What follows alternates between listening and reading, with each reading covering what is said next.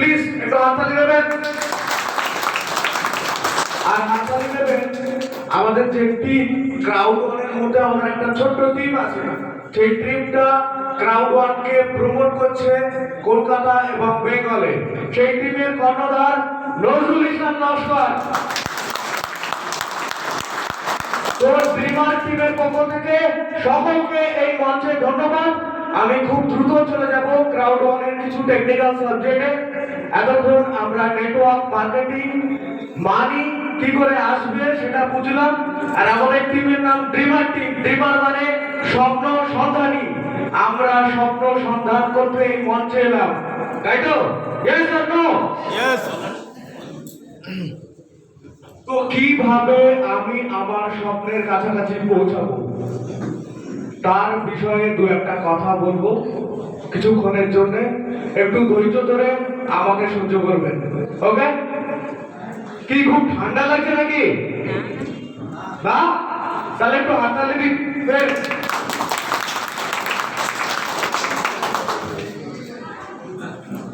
তো যে প্ল্যাটফর্মটা নিয়ে আমরা কাজ করছি, প্ল্যাটফর্মটার নাম ক্রাউড ওয়ান। তো ক্রাউড মানে কি স্যার একটু বলবেন? রাইট, ক্রাউড মানে ভিড়। তো এতদিন আমরা একটা মানুষ ধরার বিষয় ছিলাম।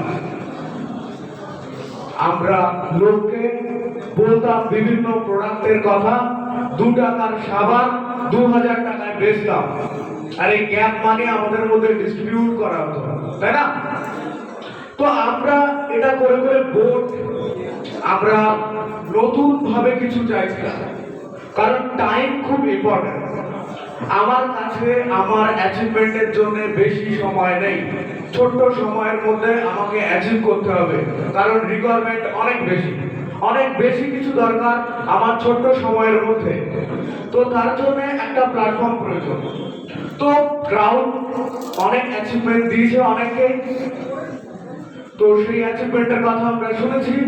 নজরুল স্যার, কত অ্যাচিভমেন্ট আপনার?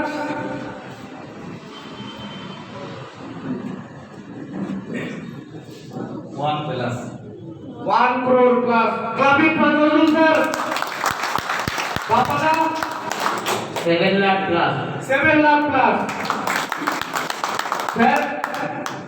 আমার তো 25 লাখ। 25 লাখ।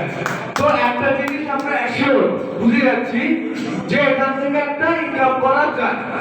তো সবাই অত বেশি নাও কামাতে পারে। তো আমি এই জায়গাটা বোঝানোর চেষ্টা করব যে কিভাবে আমরা ইনকাম করব এবং যে প্রসেসটাতে আমরা ইনভলভ হচ্ছি সেই প্রসেসটা ঠিকঠাক আছে কিনা। তার জন্য কয়েকটা প্যারামিটার আমি দেখাবো আপনাদের। তার জন্য একটা জিনিস দেখুন যে আজকে পৃথিবীর সবচেয়ে ধনী ব্যক্তির নাম কি sir? Elon Musk. Elon Musk. গতকালকে ছিল Jeff Bezos. Jeff Bezos. তো জেফ বেজোস ছিল অ্যামাজন কোম্পানির মালিক, আর এলন মাস্ক একটা কোম্পানির মালিক যে কোম্পানিটা ভাবে যে আমরা আজকে পেটিএম ইউজ করি সবাই। পেটিএম শুরু করেছিল এলন মাস্ক। সেই কোম্পানিটার নাম ছিল কি স্যার? PayPal. পেপ্যাল। তো পেপ্যাল কোম্পানি থেকে একদিন এলন মাস্ককে তাড়িয়ে দেওয়া হয়েছিল। তো এলন মাস্ক তারপরে কি করে, ও ঠিক করে রকেট বানাবে। তো এরকম যদি আমি ভাবি এখন রকেট বানাবো, তাদের লোক পাগল বলে আমার সোনার বাংলা থেকে বের করে দেবে, বলবে পাগল। তো এলন মাস্ক যায় রাশিয়াতে রকেট বানানোর কথা ঠিক করে তিনবার। এলন মাস্কের কাছে এত টাকা ছিল যে টাকা আমাদের কাছে থাকলে আমরা কিচ্ছু করার কথা ভাবতাম না। তো এলন মাস্ক কি করে, যখন রকেট বানানো শুরু করে, প্রথমবার রকেটটা বানানো শুরুতেই ধ্বংস হয়ে যায়। দ্বিতীয়বার যে রকেটটা বানিয়েছিল সেই রকেটটা অরবিটে হারিয়ে যায়। থার্ড টাইম এলন মাস্কের কাছে আর কোনো পয়সা নেই, কিছু করার উপায় নেই। প্রচুর ইনভেস্টর জোগাড় করে নিজের বাড়ি গাড়ি সব বিক্রি করে এলন মাস্ক রেন্টে চলে যায় ভাড়া বাড়িতে। সেখান থেকে রকেট বানায় এবং সাকসেসফুল হয়। এই লক্ষ্য যদি একটা মানুষের থাকে এবং যদি সাকসেসফুল না হতো, এলন মাস্ক হতো আজকে পৃথিবীর সবচেয়ে গরিব ব্যক্তি, কারণ প্রচুর টাকা মাইনাসে থাকতো। তো আমরা কিসের উপর ভরসা করবো? থিঙ্কিং, চিন্তায় টাকা আনে। তো আজকে যদি আমি ঠিক করি যে ডিজেল গাড়ির খুব ভালো একটা কারখানা বানাবো, এটা কিন্তু পসিবল না, কারণ গভর্নমেন্ট অলরেডি নির্দেশ দিয়ে দিয়েছে যে ডিজেল গাড়ি বন্ধ করে দিন। তো যে স্টক যে পরিমাণ পার্টস আছে সেটা দিয়ে কাজ হবে, কারণ আমরা জানি ডিজেল শেষ হতে যাচ্ছে। তো আগামী দিন কি ইলেকট্রিক কার, তো এটা বড়। তো এই নতুন থিঙ্কিং যে মানুষটা এখান থেকে 20 বছর আগে থেকে করছে, সে কিন্তু পৃথিবীর ধনী। যখন অ্যালান মাস্ক টেসলা মোটর বানায়, সেই সময় যখন ইনভলভ ছিল, তখন আমার সঙ্গে লোকটাকে পাগল মনে হতো যে একটা লোক ইলেকট্রিক গাড়ির কথা ভাবছে। কিন্তু কারণ কি, আমরা তার ভাবনা থেকে অনেক দূরে থাকি, রাইট? মানে আমাদের ভাবনাটা ওই জায়গাটায় পৌঁছায় না।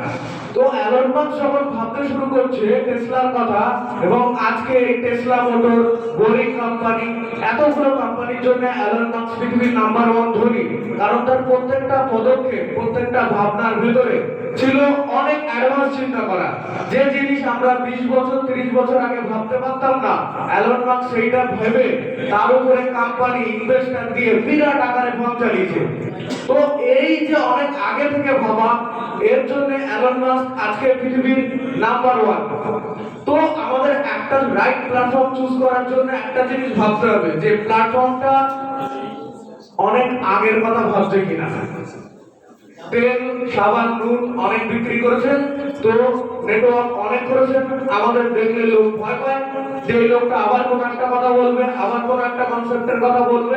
কিংবা অনেক মানুষ আমি দেখতে পাচ্ছি যারা কোনোদিন নেটওয়ার্ক করেনি, একেবারে নিউ। তো এরকম যারা আছেন একটু হাত তুলুন প্লিজ। কেউ কি আছেন যে কোনোদিন নেটওয়ার্ক মার্কেটে ইনভলভই হননি? বুঝতে পারছেন? বাংলায় বলছি প্লিজ, বলছি নেটওয়ার্ক মার্কেটে ইনভলভ হননি কোনোদিন।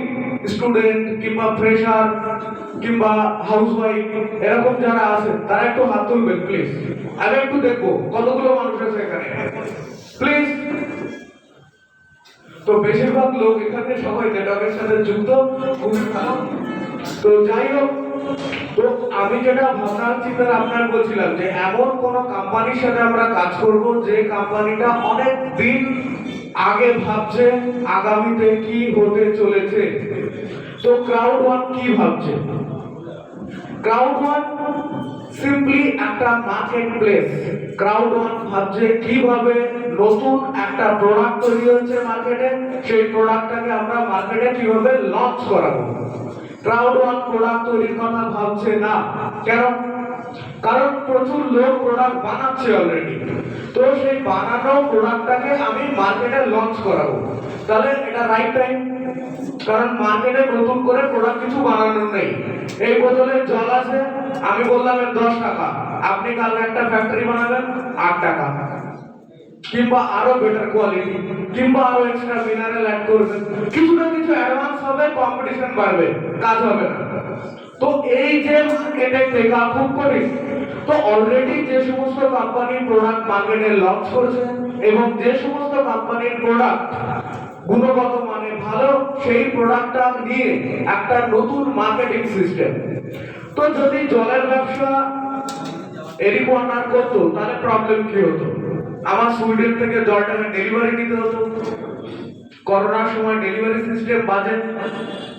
তো এরকম কোন ব্যবসা, এরকম কোন ছোট্ট কনসেপ্ট যে কনসেপ্টটাকে ডেলিভার করা সোজা, যার জন্য আমাকে কুরিয়ারের সাহায্য নিতে হবে না। তো সেই প্রোডাক্টটা কি? স্যার একটু মোবাইলটা দেন। Digital product. এই যে মোবাইলটা, অ্যান্ড্রয়েড ফোন আমার হাতে আছে, এর ভিতরে দুটো প্রোডাক্ট আছে। যখন আমি স্যামসাং এর মোবাইলটা স্যার কিনেছেন, তখন দুটো প্রোডাক্টের দাম দিয়েছেন স্যার। একটা হচ্ছে হার্ডওয়্যার, আর এর হার্ডওয়্যারের ভিতরে থাকে কি একটা সফটওয়্যার, অ্যান্ড্রয়েড। তো এই সফটওয়্যার যদি আমি এই মোবাইল থেকে উড়ে দিই, ডিলিট করে দিই, তাহলে এই মোবাইলটার কি কোনো ভ্যালু আছে? কে বলবেন? ভ্যালু কি? জিরো। তাহলে ডিজিটাল প্রোডাক্ট এবং হার্ডওয়্যার দুটোই কিন্তু খুব ইম্পর্টেন্ট আজকের দিনে। আজকে আমরা ATM card, digital money, Paytm, phone pay, Google pay সবকিছুতে অভ্যস্ত। তো আমরা কানেক্ট করতে পারছি খানিকটা যে কি হতে চলেছে। তো কি বললেন? এমন একটা প্রোডাক্ট বানালেন যে প্রোডাক্টটা ডিজিটাল প্রোডাক্ট। তো digital product and digital service এটা এমন একটা কোম্পানি পৃথিবীর মধ্যে যেটা একই সাথে প্রোডাক্ট প্রোভাইড করছে, ডিজিটাল প্রোডাক্ট প্রোভাইড করছে এবং সার্ভিসও প্রোভাইড করছে। এবং যে কোনো রিজনাল কান্ট্রি, যে কোনো দেশের কোম্পানিগুলো এর সাথে অ্যাটাচ হতে পারছে। তো একটা জিনিস আমরা দেখে নিলাম যে নিউ থিঙ্কিং, নতুন ভাবনা। 2 number right time, right product. আর 3 নাম্বার সবচেয়ে ইম্পর্টেন্ট যেটা, সেটা হচ্ছে যে কিভাবে কোন মার্কেটে কাজ করছে। তো যে সময় 2021 আমরা দাঁড়িয়ে আছি, এই টাইমটাকে বলা হচ্ছে ইন্ডাস্ট্রি 4.0। এই 4.0টাতে একটা অন্য টাইপের ইন্ডাস্ট্রি তৈরি হচ্ছে। কেউ আজকে আমাকে পার্মানেন্টলি চাকরি দেওয়ার জন্য রেডি না। সেই কোম্পানি যতক্ষণ আমার দরকার ততক্ষণ আমাকে জবটা দেবে। তো এটা একটা ইকোনমি তৈরি করছে, এটা সাংঘাতিক একটা ইকোনমি। এই ইকোনমিটাকে বলা হচ্ছে gig economy, GIG, gig economy. এই গিগ ইকোনমিটা কি? এটা খুবই সিম্পল। আমরা সুইগি, উবের এই সমস্ত যারা কাজ করে তো জানি যে সুইগি, উবের ডেলিভারি করে, উবেরের গাড়ি ড্রাইভার, এগুলো কি হচ্ছে, আমি একটা শর্ট টাইমের জন্য একটা লোককে হায়ার করছি, সেই লোকটাকে ওইটুকু টাইমের জন্য আমি একটা পয়সা দিচ্ছি যে ভাই তুমি আমার এই মালটা এখান থেকে এখানে দিয়ে আসো, তার জন্য তোমাকে আমি 100 টাকা দেবো। তারপরে ওই লোকটার সঙ্গে আমার আর কোনো লেনা দেনা নেই। এই যে সিস্টেম, এই যে ইকোনমি, এই ইকোনমিটার নাম গিগ ইকোনমি। আর ক্রাউড ওয়ার্ক অল ওভার ওয়ার্ল্ডে এই গিগ ইকোনমির উপরে একটা সাংঘাতিক প্রভাব বিস্তার করতে চলেছে এবং আগামীতে আমাদের প্রত্যেকটা সার্ভিস কিন্তু এই গিগ ইকোনমিতে যাবে। যে স্কুল টিচার থেকে শুরু করে ডক্টর, আমার যতক্ষণ লাগবে আমি ততক্ষণ নেবো, তার জন্য ফিস দেবো। তো এই গিগ ইকোনমিতে ক্রাউড ওয়ার্কের একটা বিরাট বড় কন্ট্রিবিউশন থাকছে। এই গিগ ইকোনমির আমি আরেকটা জায়গা বলি, ধরুন যারা ঘরের মহিলা, তো আমাদের জনসংখ্যার প্রায় 50% এরা। তো এই মহিলারা যারা ঘরে কাজ করেন, সেই মহিলা খুব ইজিলি এই গিগ ইকোনমির সাহায্যে সে তার কাজটা করতে পারে, সে ইনভলভ হতে পারে, তার জন্য তাকে বাইরে বেরোতে হচ্ছে না। তো ক্রাউড ওয়ার্ক এই অপরচুনিটিও দিচ্ছে আমাদের। এখানে কাউকে ইনভাইট করতে গেলে আমরা ডিজিটালি করতে পারি। ক্রাউড ওয়ার্কের কোড দিয়ে একটা লোক, সে পৃথিবীর যে প্রান্তেই থাকুক না কেন, তাকে আমরা ইনভাইট করতে পারি, ডাকতে পারি। তো সারাদিনে আমার পক্ষে 100-200 ইনভাইট করা কিন্তু সোজা। কিন্তু আমি যদি শুধু ফিজিক্যাল মিটিং করি তাহলে কিন্তু এই ইনভাইটেশনটা অনেক কঠিন। তো ক্রাউড ওয়ার্ক সেই সুযোগটাও দিচ্ছে। তাহলে এমন একটা প্রোডাক্ট বানাচ্ছে যে প্রোডাক্টটার সার্ভিস পাওয়াটা সোজা, তার জন্য কোনো কুরিয়ারের ভরসা আমাদের করতে হবে না, রাইট ইকোনমিতে কাজ করছে। এইগুলো দিয়ে ক্রাউড ওয়ার্ক যে এনভায়রনমেন্ট ক্রিয়েট করছে, সেই এনভায়রনমেন্টে একটা ইকোসিস্টেম তৈরি হচ্ছে। ইকোসিস্টেমটা কি? আমরা ছোটবেলায় যে মানে পড়তাম না যে মশা খায় ব্যাঙ, ব্যাঙে খায় সাপ, এইভাবে যে একটা ইকোসিস্টেম তৈরি হয়, রাইট?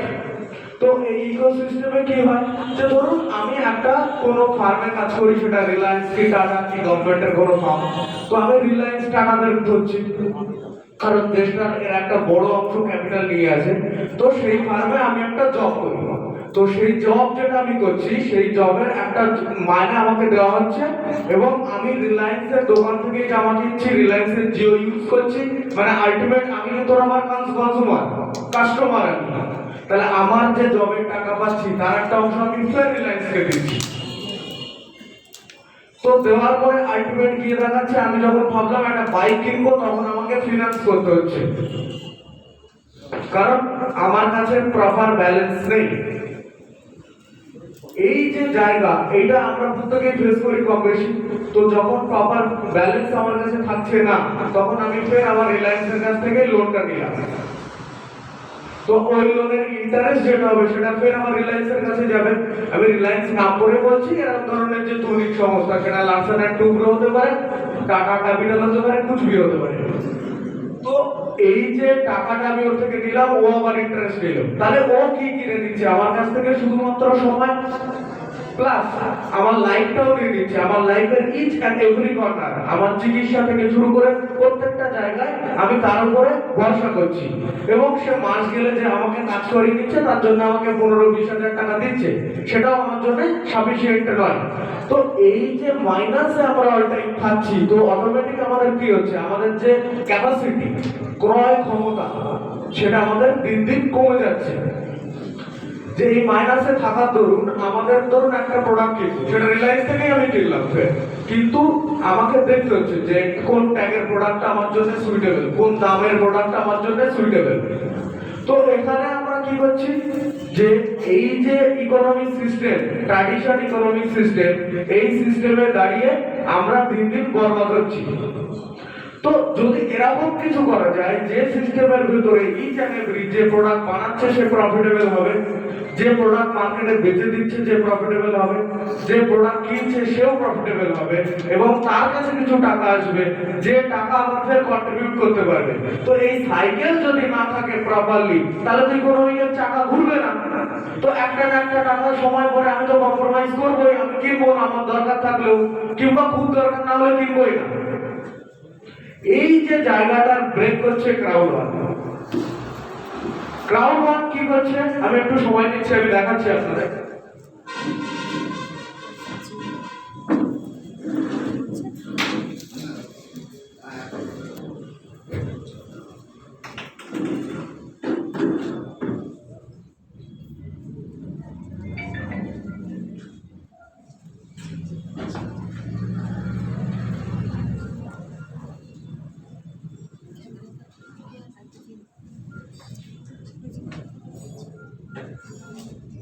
ধরুন এটা ক্রাউড ওয়ানের প্ল্যাটফর্ম, এই প্ল্যাটফর্মটা ক্রাউড ওয়ানের সফটওয়্যার কিংবা অ্যাপস। সেই অ্যাপসে যারা প্রোডাক্ট বানাচ্ছে, তারা এই অ্যাপসে তার প্রোডাক্টটাকে অ্যাড অন করছে, তারা ম্যানুফ্যাকচারার, আমরা কাস্টমার। এখানে ক্রাউড ওয়ান দাঁড়িয়ে আছে, তো এই প্রোডাক্টটাকে অ্যাড অন করছে ক্রাউড ওয়ান প্ল্যাটফর্ম। তো ক্রাউড ওয়ানের প্ল্যাটফর্মে যে প্রোডাক্ট আছে সেটা কিনছে কে, কাস্টমার। কিনে সে প্রফিটেবল হচ্ছে, তো ফের ম্যানুফ্যাকচারার প্রফিটেবল। তো এই যে চাকাটা যত দ্রুত ঘুরবে প্রত্যেকটা জায়গায়, যদি ম্যানুফ্যাকচারার প্রফিটে থাকে তাহলে সে প্রোডাক্ট বানাবে, ক্রাউড ওয়ানের প্ল্যাটফর্ম যদি প্রফিটে থাকে তাহলে আমি জুড়ে থাকবো ক্রাউড ওয়ানের সাথে, রাইট? আর ক্রাউড ওয়ান আমি যদি ঠিকঠাক থাকি তাহলে আমি আবার ফের ক্রয় করবো ম্যানুফ্যাকচারারের থেকে। তো এই সাইকেলটা যদি মেইনটেইন না হয়, কোনো একটা জায়গায় যদি ব্রেক হয়, ধরুন এই ক্রাউড ওয়ানের সিস্টেমটা নষ্ট হয়ে গেল, তাহলে সিস্টেমটা কিন্তু গেল। কাস্টমার যদি না থাকে তাহলে ম্যানুফ্যাকচারার কি প্রোডাক্ট বানাবে? তো এই যে সিস্টেম, এই যে চক্রটা যদি প্রপারলি না ঘোরে, তাহলে কিন্তু ইকোনমি একটা টাইমে ক্র্যাশ করতে বাধ্য। আপনি খেয়াল করে দেখবেন, আমার একটা গার্মেন্টস এর ফার্ম আছে, সেটা আমি ক্রাউড ওয়ানের অনেক আগে থেকেই করতাম। ছোটখাটো একটা ফার্ম, ইন্ডিয়াতে কিছু কিছু জায়গাতে কাজ করে। তো গার্মেন্টস এর কোনো দোকানদার প্রোডাক্ট কিনছে না, পারচেস করছে না, আমি বন্ধ করে দিয়েছি ফ্যাক্টরি। কারণ কি? কারণ আমার পারচেস হচ্ছে না, তার কাছে এত প্রোডাক্ট আছে যে প্রোডাক্টটা কাস্টমার কিনছে না। তো যখন কাস্টমার প্রোডাক্ট কিনছে না, দোকানদারের কাছে স্টক থাকছে, অটোমেটিক দেখুন ফ্যাক্টরি বন্ধ।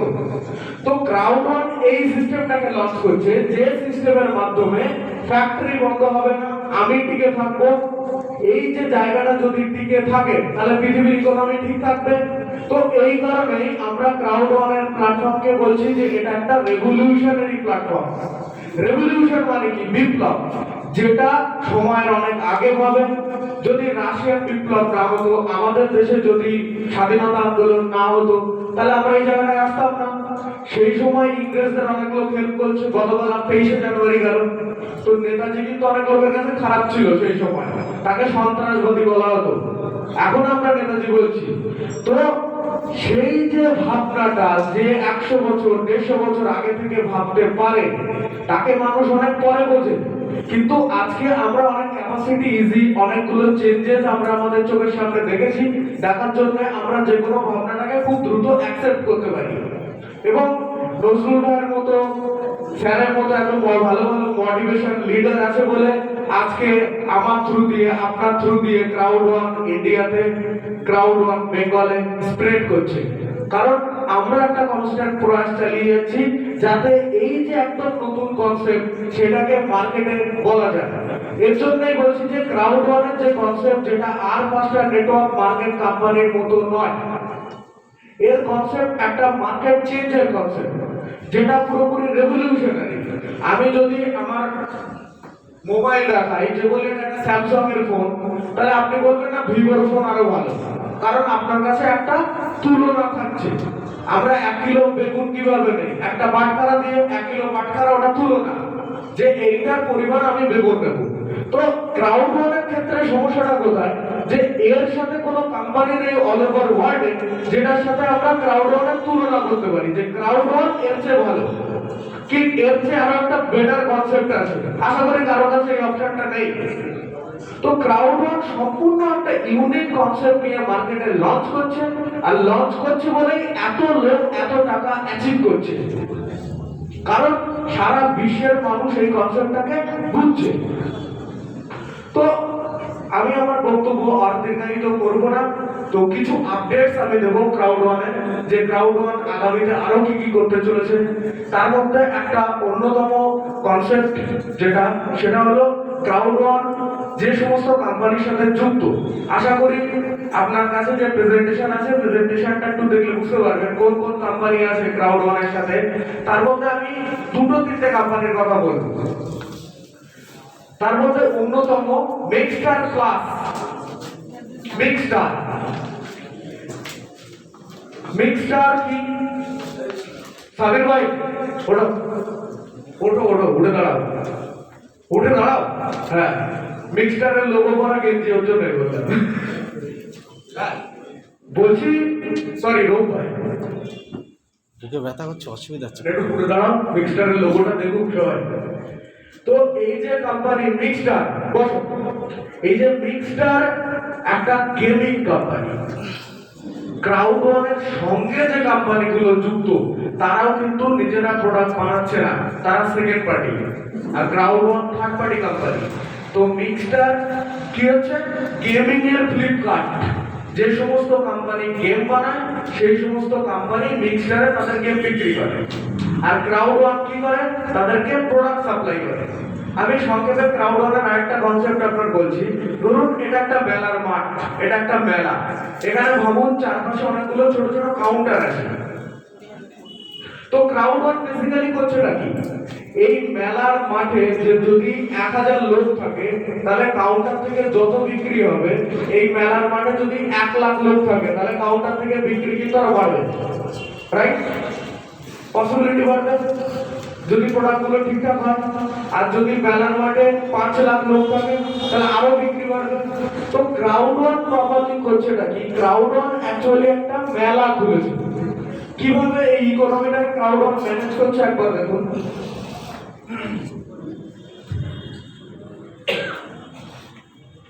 ধরে নিন এটা ক্রাউড ওয়ানের মেলার মাঠ।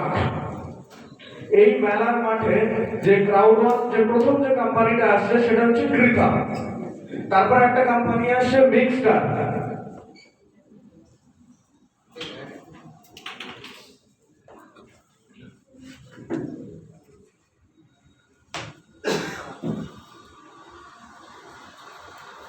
Greek hub. এই কোম্পানিটা এডুকেশন বিক্রি করছে। তো এই মেলার মাঠে যত বেশি লোক থাকবে তত বেশি এডুকেশন গ্রিক হাব থেকে বিক্রি হবে, তত ক্রাউড ওয়ান প্রফিটেবল হবে।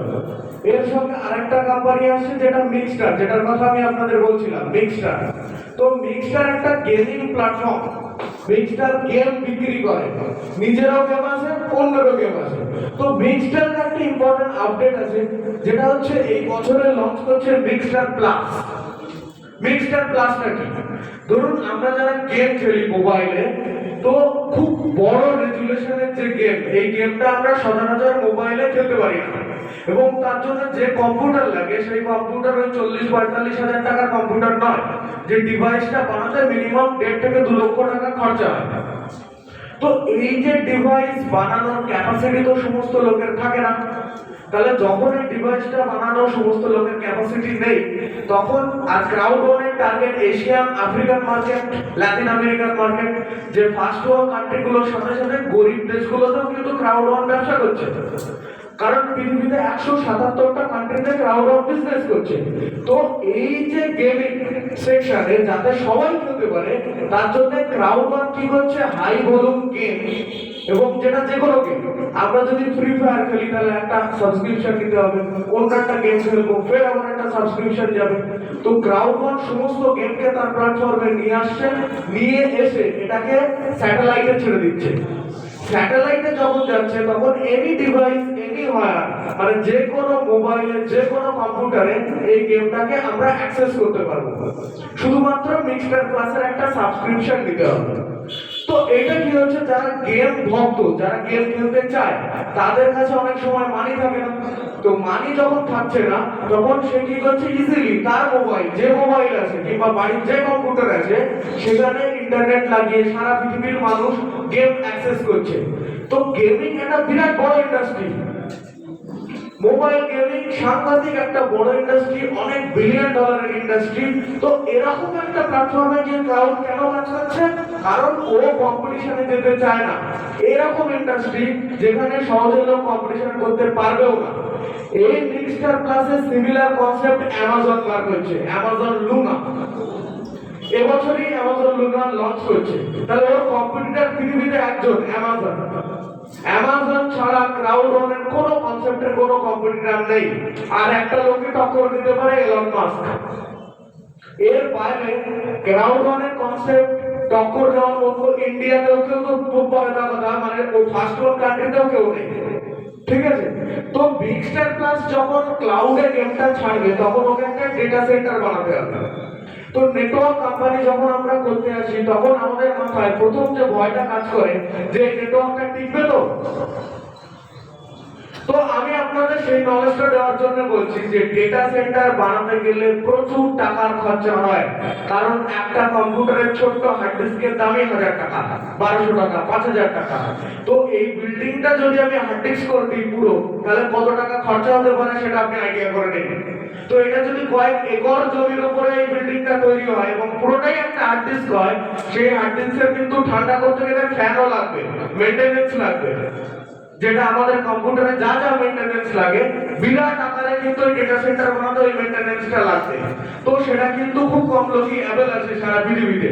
তো ক্রাউড ওয়ান একটা কোম্পানি যেটা এটার অ্যাবিলিটি আছে। তাহলে এত বড় ডেটা সেন্টার খুলে ক্রাউড ওয়ানের মালিক, সে শুনেছি সুইডেনের 7ম ধনী, সে কি পাগল?